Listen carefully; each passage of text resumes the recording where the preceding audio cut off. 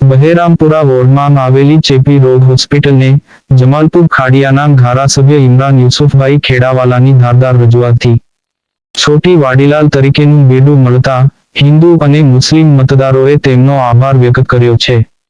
છોટી વાડીલાલ તરીકે ઓળખાતી ચેપી રોગ હોસ્પિટલમાં તમામ બીમારીનો ઈલાજ કરવામાં આવે છે અને હોસ્પિટલમાં 24 કલાક ઇમરજન્સી સેવા પણ ચાલુ રહે છે તથા તમામ પ્રકારના મેડિકલ રિપોર્ટ કાઢી આપવામાં આવે છે.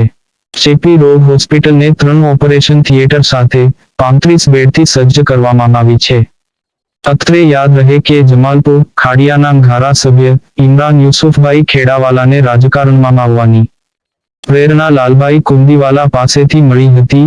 ઇમરાન ખેડાવાલા 2001ની કોંગ્રેસના સભ્ય છે. 2015માં કોંગ્રેસ દ્વારા તેમને અમદાવાદ મ્યુનિસિપલ કોર્પોરેશનની સામાન્ય ચૂંટણીમાં ટિકિટ આપવાનો ઇનકાર કર્યો હતો. તેઓ અપક્ષ તરીકે ચૂંટણી લડ્યા હતા અને જમાલપુર વોર્ડમાંથી જીત્યા હતા. તેમને વર્ષ 2017 અને 2022માં જમાલપુર ખાડિયા વિધાનસભાની ચૂંટણી કોંગ્રેસના ઉમેદવાર તરીકે લડી છે અને હાલમાં કોંગ્રેસના ચાલુ ધારાસભ્ય છે.